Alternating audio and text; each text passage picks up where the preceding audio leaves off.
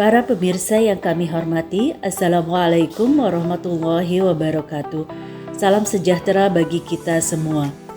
Berikut ini disajikan video singkat hasil penelitian yang berjudul Penelusuran Sumber Kontaminasi Patogen pada Sayuran Segar dan Potensi Resistensi Antibiotik menggunakan Next Generation Sequencing untuk pengendalian keamanan pangan.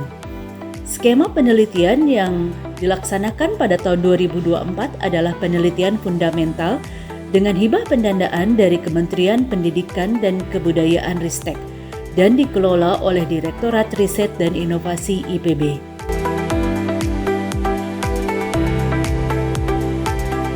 Latar belakang dari penelitian ini adalah terdapatnya informasi yang dipublikasikan mengenai kontaminasi pada sayuran segar di Indonesia oleh mikroba patogen, yaitu E. coli enteropathogenik, Salmonella, Listeria monocytogenes, Bacillus cereus, dan lainnya.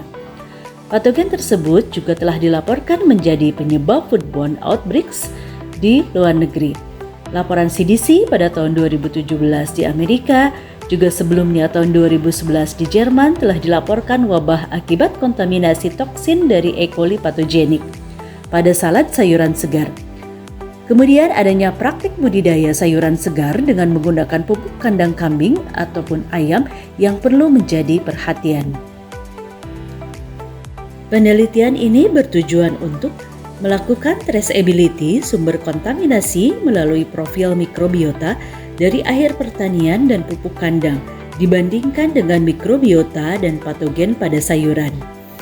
Kemudian yang kedua, melakukan pengujian keberadaan antimikrobial resisten gen terhadap ampicillin dan juga tetrasiklin. Metode penelitian terdiri dari 3 tahapan, yaitu tahap 1, sistematika review dan meta-analisis. Tahap 2, analisis mikrobiota dengan metode NGS dan pencawanan. Tahap 3, analisis antimikrobial resistant gen dengan metode PCR. Berikut tahapan penelitian secara rinci dan hasil utama yang diharapkan. Tahap 1, tahap 2, dan kemudian tahap 3. Survei lahan pertanian dan pengambilan sampel dilakukan di wilayah kota dan Kabupaten Bogor, baik pertanian dalam lahan tanah maupun hidroponik. Survei juga dilakukan pada retail di pasar tradisional dan pasar swalayan. Berikut adalah sampel sayuran segar yang digunakan. Persiapan dan pengecilan ukuran sampel dilakukan untuk dilanjutkan ke tahap destruksi sampel dan ekstraksi DNA. Instrumen utama yang digunakan dalam penelitian ini adalah nanospektrophotometer, fragment analyzer, PCR, elektroforesis, qubit fluorometer, dan next generation sequencing atau NGS. Berikut adalah cuplikan aktivitas penelitian di laboratorium.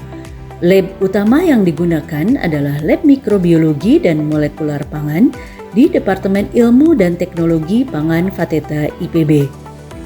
Instrumen utama yang digunakan merupakan hibah Kemendikbudristek melalui program Pusat Unggulan Antar Perguruan Tinggi IPB atau PUAPT yang dikelola oleh LRI Pangan dan Gizi IPB.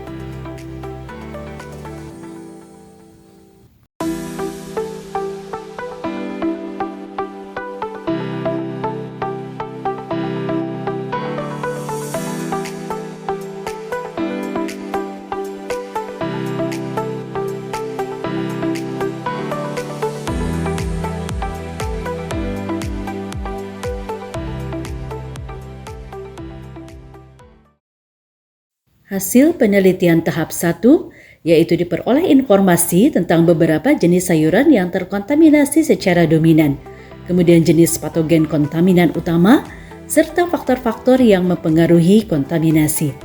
Informasi awal ini digunakan sebagai acuan untuk menentukan faktor pada tahap 2 dan tahap 3.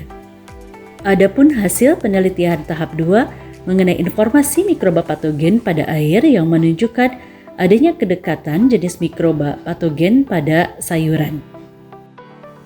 Hasil penelitian tahap kedua lainnya sekaligus juga merupakan unggulan dan kebaruan dalam penelitian ini, yaitu hasil analisis dengan NGS yang menunjukkan profil mikrobiota dari sampel sayuran, tomat, ketimun, dan selada, serta mikrobiota dari pupuk kandang.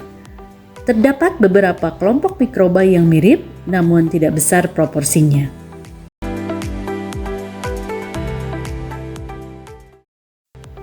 Adapun hasil penelitian tahap ketiga menunjukkan terdapatnya gen resisten ampicillin dan tetrasiklin pada mikroba asal sampel air. Keberadaan gen resisten ampicillin lebih tinggi dibandingkan dengan gen resisten tetrasiklin. Berikut adalah kesimpulan dari hasil penelitian ini untuk setiap tahapan. Kemudian pada bagian akhir ada syarat dan rekomendasi. Berikut adalah luaran dari penelitian ini. Kami ucapkan terima kasih kepada Kementerian Pendidikan, Kebudayaan, Riset, dan Teknologi atas hibah pendanaan penelitian ini. Demikian kami ucapkan terima kasih atas perhatiannya, semoga bermanfaat. Assalamualaikum warahmatullahi wabarakatuh.